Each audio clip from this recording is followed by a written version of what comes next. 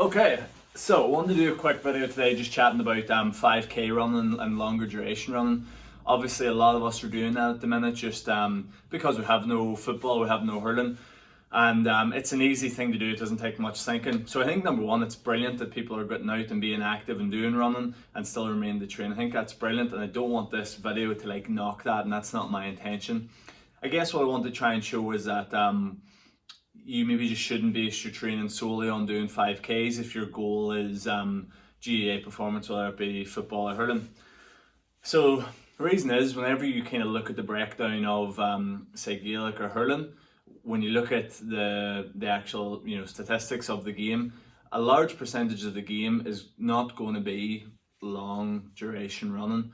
It's kind of characterized by like intermittent running. So for 1 minute I'm maybe blasting running hard, and then I'm walking, and then maybe I'm slow jogging, and then I'm running again. So it's always this kind of up and down the whole time. And if you play, you know this here, there's a lot of walking a lot of the time, and even depending on your position too, there can be a lot more inactivity. Like if you're maybe a cornerback or something, you're only maybe in the game in certain segments. Maybe if you're a midfielder or someone half back, half forward line, you might be going more. But basically the game is split between sprints, kind of more like longer duration runs or like middle duration runs, so maybe from 30 seconds over a minute, and then you have a lot of walking. So that's the characteristics of the game. So when you're thinking about them preparing for Gaelic or hurling, you want to be trying to do things that closely resemble that, because if we want to, number one, prevent injuries, then one of the best ways to do that is to get better at doing the things that we do in a game, and getting better at moving in those. So say like sprinting, improving your sprint mechanics, things like that there, and that all kind of makes sense.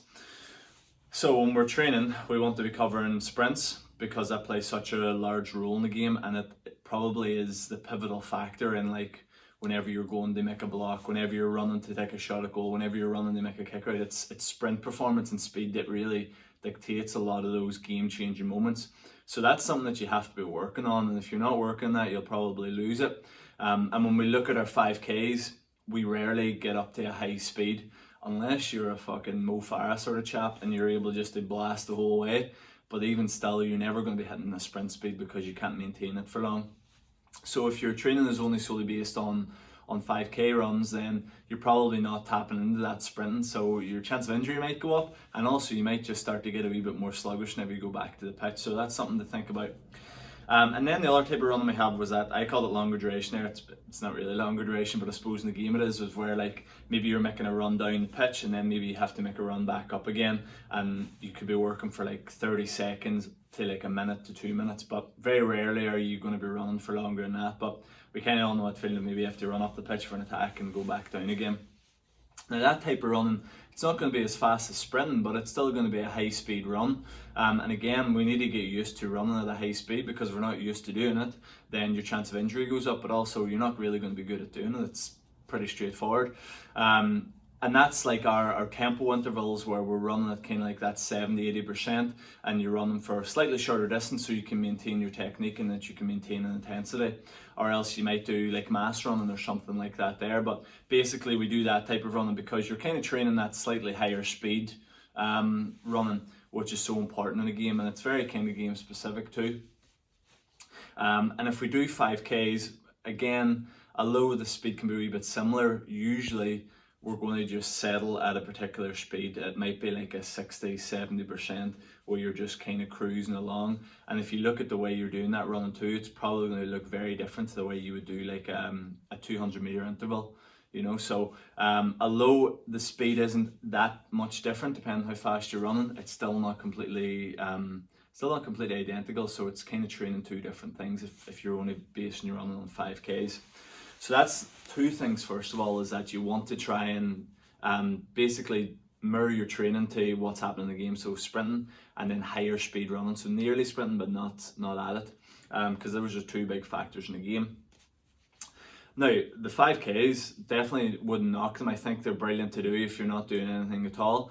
And they're good for building that like aerobic base that we've chatted about before. But also it's a really good way just to kind of judge progression, see how you're coming on week to week.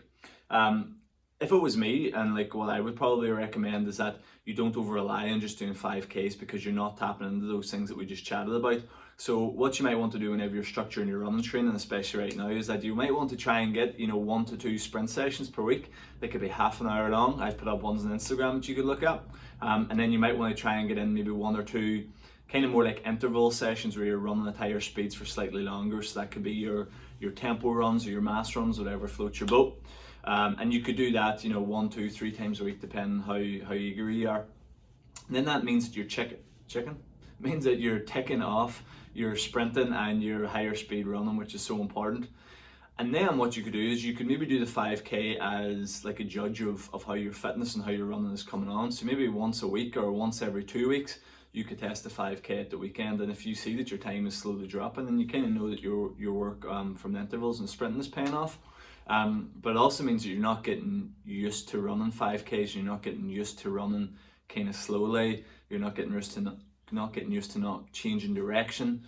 If you get too used to running 5Ks, it's so different to a game, because there's no change of directions, there's no change in speed. So basically what I'm saying is make sure you have balance, take a holistic approach to it, make sure you have balance in your running program. So don't not do 5Ks, but don't just rely on them. They're a tool in the toolbox. Just make sure you use all the tools, or else you'll be a tool. I'm going to stop talking now. I hope that made sense. I hope that helped. Share it around, and I will see you in the next video.